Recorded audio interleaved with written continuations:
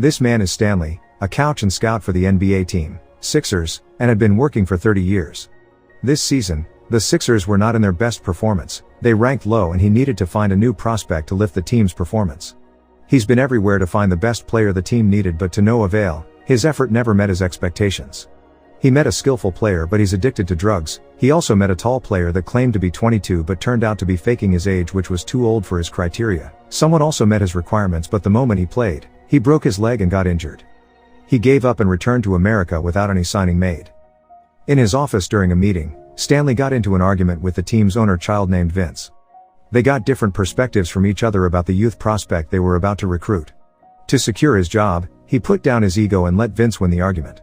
The team owner, who was also Vince's father, Rex, instead took Stanley's side and against his son. He knew his son's attitude that was egoistic and unreliable.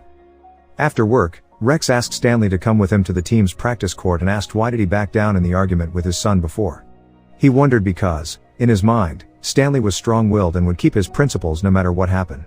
When they arrived at the basketball court, Rex told him to be the new couch assistant. Hearing that made him happy. His dream to become a couch finally came true. Before Rex left, he said to never back down for truth. In his home, Stanley told the good news to his wife and daughter. His wife, Teresa, was happy to hear that and prepared a fancy dinner for the family to celebrate it. In the evening, after taking his daughter to a school event, he intended to have a romantic night with his wife. During their trip to their house, while enjoying the music on the radio, shocking news suddenly interrupted the music. One of the legends in basketball, who was also the owner of the Sixers, was declared dead. In the funeral parlor, Stanley met a lot of basketball athletes and important figures in basketball. He then approached Rex's daughter, Kat, to show his condolences. He was still optimistic about the team's future since he thought Kat would replace his father as the owner, but she told him that she would stay as the team's manager and the owner of the team will be Vince, his brother. Hearing that, Stanley was shocked. He was afraid that his job would be much harder with Vince as his boss, since both of them never had a good relationship for long. 3 months had passed since Vince took the chairman position. While coaching the team, Stanley was asked to meet Vince in his office without any explanation. That day, Vince demoted Stanley back to his former position in the scout division. Stanley couldn't agree with the decision. He couldn't stand the last 30 years being far away from his family. He even missed 9 birthdays of his daughter. Vince arrogantly said that it was not a request but an order. He couldn't stand the argument between them and told Stanley if he could find a single youth prospect, he would give back his position as the coach assistant. Stanley knew his position and couldn't fight back but agreed with the terms and backed off. The next day, Stanley started his job back in the scouting division again and took a flight to Spain to look for a young prodigy on his list, but when he arrived, his effort was in vain since the young talent was injured and couldn't play. He was disappointed and decided to stay a night in Spain to watch a street basketball game. When he watched the game, he was impressed with a guy named Bo Cruz and decided to follow him to his place. Cruz was mad at first and thought of Stanley as gay, but when explained, he finally let Stanley enter his house and introduced him to his mother and daughter. Cruz's life was concerning. He had divorced his wife and had to live with his mother and daughter since his father left them for another woman. He was the breadwinner of the family and had to play street basketball to win the bet and fulfill his family's needs. Stanley then told his intention to bring Cruz with him to join the Sixers, but Cruz refused the invitation since he had to work as a cleaning service the next day. Stanley then explained that a professional basketball player's minimum wage was $900,000. Hearing that, Cruz's mother told her son to take sick leave and together left for America. It was Cruz's family's first experience taking a flight, especially in business class. Cruz was so happy with the service. So happy he went to Stanley's seat just to tell him that the flight attendant gave him so many delicious foods. As they arrived at the airport, Stanley wondered why some officer took Cruz to the interrogation office. After waiting for a while, Cruz was finally released, thanks to Stanley's lawyer friend. From the interrogation, it was found that Cruz had a criminal record. He once beat someone and was reported to the police. Stanley was disappointed by Cruz's dishonesty. Stanley told him that everyone had that dark past that nobody wanted to tell to anyone, but the criminal records were different. Once recorded, that would never be erased for the rest of your life. The next day, Stanley invited Cruz to do some warm-ups on the Sixers court. The other players were betting on who could jump the highest. Cruz took his chance and jumped far higher than any other professional player, even without proper basketball shoes. That left the other players shocked. Sadly, when Stanley explained how talented Bo Cruz was, Vince once again rejected him without any clear reason. Vince intended to make Stanley's work more difficult just because of a personal matter between them and seemed like wanted to make him resign from his job. During the night, Stanley told Teresa about his problem. Since the team rejected Cruz, he intended to support his life with his own money. Hearing the plan, Teresa was pessimistic but didn't back off and kept supporting her husband. The next day, Stanley secretly registered Cruz for an NBA basketball player's first stage selection. Vince was also there, registering his youth talent named Kermit.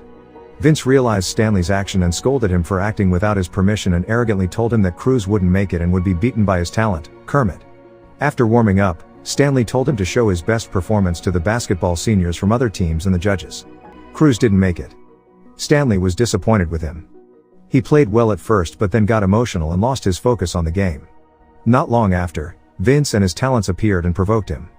Vince told him to go search for another player that can outplay Cruz. Stanley couldn't stand Vince's attitude and shouted at him about his resignation from his job.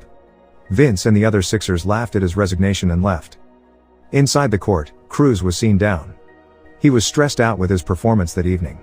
Stanley approached him. He told Cruz that until now, he was forced to play basketball to fulfill his family's needs. That was not enough. He asked Cruz whether he loved basketball or not. If not, he could leave for Spain at any moment and nobody will stop him. But if he do love basketball, it wouldn't also be enough. He also needed obsession. Stanley believed that the only thing that could beat a gift was an obsession and Cruz needed that. Stanley's words ignited the fire in Cruz's heart. At the dawn, since it is impossible to enter the Sixers, Stanley intended to train Cruz on his own to make him a star player that every NBA team wanted to recruit. He trained Cruz to his limit. Stanley didn't motivate him anymore. He knew that if he wanted to be the best, he had to motivate himself and fight for it. He trained hard for weeks and wished to get recruited by the Sixers until one evening. Stanley invited Cruz to dinner with his family while his friend from the Sixers called and told him that Cruz was banned from any NBA player selection. Turned out, during a talk show, Vince discovered Cruz's criminal record to the public and also told that he had fired Stanley from the Sixers management. Cruz accidentally watched the talk show and went away. Stanley then followed him and tried to apologize, but no matter how hard he tried, Cruz was disappointed. All his hard work for the past weeks was all in vain. He was banned from every NBA team. After taking Cruz to the hotel, Stanley returned to his house, and with guilt in his heart, he tried to call all his relations and colleagues to help him put Cruz's name in an NBA selection program. Sadly, nobody could help him out. In the morning, when having breakfast, Stanley's daughter had an idea. She once made a viral video about a basketball game highlight. Since no team management wanted to recruit him, she suggested introducing him via social media. She was sure that if Cruz's video went viral, any team would definitely sign him.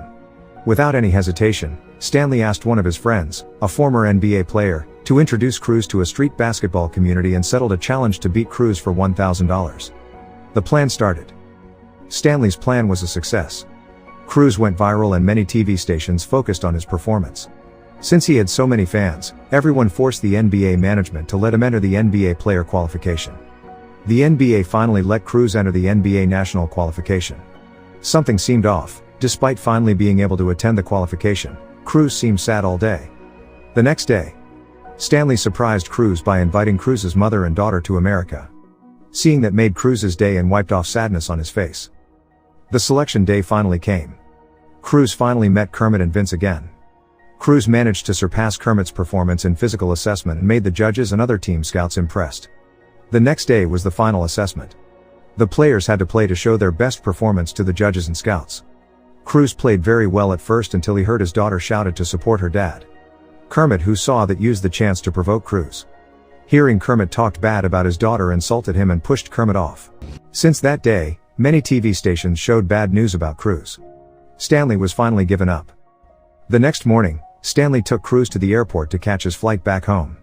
Cruz said sorry to disappoint him and thanked him for all he had done to him.